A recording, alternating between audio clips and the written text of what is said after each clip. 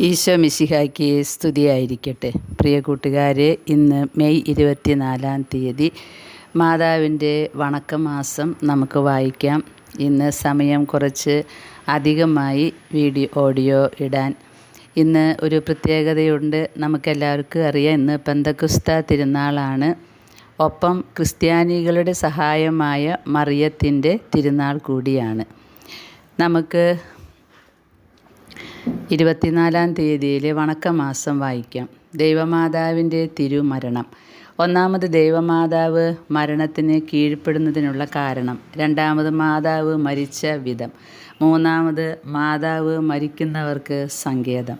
ആദ്യം, ദൈവജനനി ജന്മപാപമില്ലാതെ ഉത്ഭവിപ്പാൻ ദൈവം തിരുമനസ്സായെങ്കിലും ഈ പാപത്തിൻ്റെ ഫലമായ മരണത്തിൽ നിന്ന് മറിയത്തെ ഒഴിച്ചില്ല.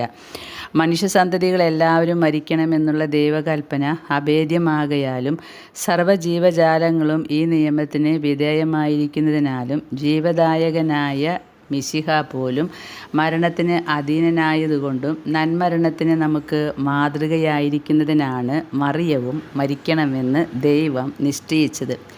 ഈ ദൈവനിശ്ചയത്തെ ഏറ്റവും സന്തോഷത്തോടും അനുസരണയോടും കൂടെ മറിയം നിറവേറ്റി.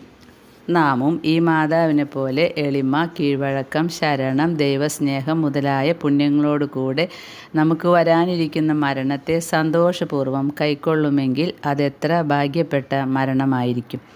രണ്ടാമത്, ഗ്രന്ഥകർത്താക്കൾ പറയും പോലെ പരിശുദ്ധ കന്യകയുടെ മരണം ഒരു ഇമ്പമുള്ള നിദ്ര പോലെ ആയിരുന്നു. മറിയം യാതൊരു വേദനയും അനുഭവിക്കാതെയാണ് ഈ കണ്ണുനീരിൻ്റെ ഉറവയായ സ്ഥലം വിട്ട് നിത്യഭാഗ്യത്തിൽ ചേർന്നത്. ഈ രാജ്ഞി മരണം പ്രാപിച്ചത് പ്രായാധിക്യം കൊണ്ടെന്നതിനേക്കാൾ തൻ്റെ ഹൃദയത്തിൽ ജ്വലിച്ചിരുന്ന ദൈവസ്നേഹാഗ്നിയുടെ ആധിക്യം കൊണ്ടാണ് എന്ന് പറയുന്നത് കുറേ കൂടി വാസ്തവമായിരിക്കും. വൃക്ഷത്തിൽ നിന്നും പഴുത്ത കനി പൊഴിയുന്നത് പോലെയും ആദിത്യൻ എല്ലാ സ്ഥലങ്ങളെയും പ്രകാശമാനമാക്കി അസ്തമിക്കുന്നത് പോലെയും ദൈവമാതാവിൻ്റെ തിരുവാത്മാവ് നാനാ സുഹൃതങ്ങളാലും പക്വത പ്രാപിച്ച് ശോഭിച്ചതിൻ്റെ ശേഷം ശരീരത്തെ വിട്ട് സ്വർഗത്തിൽ പ്രവേശിച്ചു. നാം ഈ രാജ്ഞിയുടെ പരമാനന്ദപ്രദമായ മരണത്തെ ഓർത്ത് സന്തോഷിച്ച് വരപ്രസാദത്തോടുകൂടെ മരിപ്പാൻ തക്കവണ്ണം ആ മാതാവിനോട് പ്രാർത്ഥിക്കണം. മൂന്നാമത്, പരിശുദ്ധ ദൈവമാതാവ് തൻ്റെ തിരുക്കുമാരനാൽ മരിക്കുന്നവർക്ക് സങ്കേതവും മാതൃകയുമായി നിയമിക്കപ്പെട്ടിരിക്കുന്നു. മരണസമയത്തിൽ പിശാചിൻ്റെ കഠിന പരീക്ഷകളിൽ അകപ്പെടാതെ ഇരിപ്പാൻ സഹായിക്കുകയും അപ്പോഴുണ്ടാകുന്ന ഞെരുക്കങ്ങളിൽ ആശ്വസിപ്പിക്കുകയും ചെയ്തുകൊണ്ട് മറിയം മരിക്കുന്നതുവരെ നന്മരണത്തിന് സഹായിക്കുന്നു. അത്രയുമല്ല, ഭാഗ്യമരണത്തിന് ആവശ്യമായ ഹൃദയശുദ്ധത, തപപ്രിയം, ലോകദ്വേഷം, ദൈവസ്നേഹം മുതലായ പുണ്യങ്ങളിൽ അഭ്യസിക്കുന്നതിന് തന്നെ അവർക്ക് മാതൃകയായിട്ട് കാണിക്കുകയും ചെയ്യുന്നു. നിങ്ങളും നിത്യഭാഗ്യത്തിനോ നിത്യനാശത്തിനോ കാരണമായ മരണസമയത്തിൽ ദൈവമാതാവിൻ്റെ പ്രത്യേക സഹായം ലഭിക്കുന്നതിന് ഇപ്പോഴേ ശ്രമിക്കണം. ദൃഷ്ടാന്തം, ഈശോ സഭക്കാരനായ വിശുദ്ധ സ്തനിസ്ലോവോസിന് ദൈവമാതാവിനോട് ചെറുപ്രായം മുതൽക്കേ വളരെ സ്നേഹവും ഭക്തിയും ഉണ്ടായിരുന്നു. മറിയത്തിൻ്റെ അന്യൂനമായ കന്യാത്വത്തെക്കുറിച്ച് അദ്ദേഹം വിരക്തി എന്ന പുണ്യം എത്രയും സൂക്ഷ്മതയോടുകൂടെ കാത്തുകൊണ്ടുവന്നു. ആരെങ്കിലും ഈ പരിശുദ്ധ ബാലൻ്റെ മുമ്പാകെ ഒരു ദുഷ്ടവചനം പറയാനിടയായാൽ തൽക്ഷണം ബാലൻ ഭയന്ന് ബോധം കെട്ട് വീഴാതിരിക്കയില്ല. അത്ര ശുദ്ധമായ വിധത്തിൽ ജീവിച്ചിരുന്ന ഈ ബാലന് വിദ്യാഭ്യാസകാലത്ത് ഒരിക്കൽ ഒരു വലിയ രോഗം പിടിപെട്ടു. മരിച്ചു പോകുമെന്നായിരുന്നു എല്ലാവരുടെയും വിചാരം. ആ സമയത്തിൽ പരിശുദ്ധ ദൈവമാതാവ് ഉണ്ണിമിശിഹായുടെ കൂടെ പ്രത്യക്ഷയായി ദിവ്യ ഉണ്ണിയെ ബാലൻ്റെ കയ്യിൽ കൊടുക്കുകയും ബാലൻ്റെ മനസ്സ് സന്തോഷജലത്തിൽ നിമഗ്നമാവുകയും ചെയ്തു. അതിൻ്റെ ശേഷം സ്വർഗരാജ്ഞി ആ ഭക്തനോട്, എൻ്റെ മകനെ, നീ ഇപ്പോൾ മരിക്കുകയില്ല. നമ്മുടെ തിരുക്കുമാരനായ ഈശോയുടെ സഭയിൽ പ്രവേശിച്ച് അതിൽ സർവേശ്വരന് ശുശ്രൂഷ ചെയ്യുക എന്ന് പറഞ്ഞ് മറഞ്ഞുപോയി. അദ്ദേഹം ഈ കാഴ്ച മൂലം അനുഭവിച്ച ആനന്ദത്താൽ അല്പനേരത്തിനിടയിൽ പൂർണ്ണ സൗഖ്യം പ്രാപിച്ചു. അനന്തരം ഈശോ സഭയിൽ പ്രവേശിപ്പാൻ വളരെ പ്രയത്നിക്കുകയും അതിൽ ചേർന്ന് എല്ലാ വക സുഹൃതങ്ങളും മഹാജാഗ്രതയോടുകൂടെ ചെയ്തു കൊണ്ടുവരികയും ചെയ്തു. ദൈവമാതാവിൻ്റെ തിരുനാമത്തെ ഇദ്ദേഹം ഉച്ചരിക്കുകയോ ശേഷം പേർ പറയുകയോ ചെയ്യുന്നത് കേൾക്കുമ്പോഴൊക്കെ ഉള്ളിലുണ്ടാകുന്ന സ്നേഹാധിക്യത്താൽ പരവശനായിരുന്നു. ഈ മഹാത്മാവിൻ്റെ സൽകൃത്യങ്ങളെ കാണുന്നവരെല്ലാം ഇദ്ദേഹം മനുഷ്യനല്ല മാലാഖ എന്നത്രേ പറഞ്ഞിരുന്നത്. ദിവ്യപ്രകാശമുള്ള ഈ മാണിക്യം കുപ്പ പോലെ ഇരിക്കുന്ന ഈ ലോകത്തിൽ ഇരുന്നുകൂടാ എന്നും അദ്ദേഹം അനുഭവിക്കുന്ന ദൈവസ്നേഹാഗ്നിയെ വഹിക്കാൻ നശ്വരമായ ശരീരത്തിന് പാടില്ല എന്നും കണ്ട് സർവേശ്വരൻ അദ്ദേഹത്തെ തൻ്റെ സന്നിധിയിലേക്ക് വിളിക്കാൻ തിരുമനസ്സായി.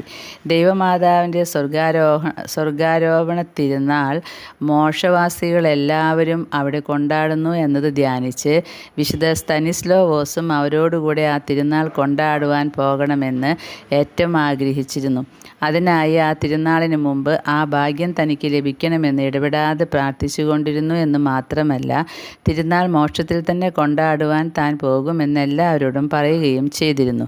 ആഗ്രഹിച്ചതുപോലെ തിരുനാളിന് മുമ്പ് അദ്ദേഹം 4-5 ദിവസം രോഗിയായി തീരുകയും തിരുനാളിൻ്റെ തലേ ദിവസം അർദ്ധരാത്രി എണ്ണമില്ലാത്ത കന്യകകളോടുകൂടെ സ്വർഗരാജ്ഞി അദ്ദേഹത്തിൻ്റെ പക്കൽ എഴുന്നള്ളി സ്വർഗീയ സന്തോഷം കൊണ്ട് അദ്ദേഹത്തിൻ്റെ മനസ്സിനെ നിറയ്ക്കുകയും മോക്ഷത്തിൽ തൻ്റെ തിരുനാൾ തന്നോടുകൂടെ കൊണ്ടാടുവാൻ വരണമെന്ന് കൽപ്പിച്ച് അദ്ദേഹത്തിൻ്റെ പരിശുദ്ധാത്മാവിനെ തൻ്റെ തൃക്കൈയിൽ എടുത്തുകൊണ്ടു പോവുകയും ചെയ്തു.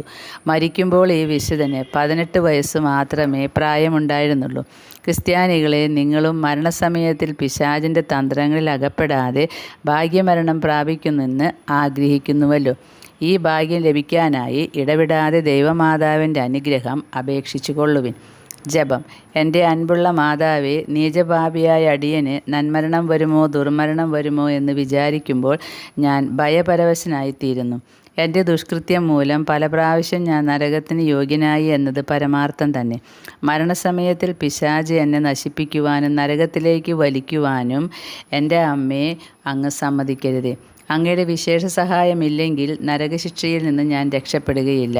ഞാൻ ചെയ്ത എണ്ണമില്ലാത്ത പാപങ്ങളെപ്പറ്റി മനസ്താപപ്പെട്ട് ഇന്നു മുതൽ ദൈവകൽപ്പനകളെ ശരിയായി നിറവേറ്റുന്നതിനും ദൈവസ്നേഹത്തോടുകൂടെ മരിക്കുന്നതിനും എൻ്റെ അമ്മയെ എന്നെ സഹായിക്കണമേ.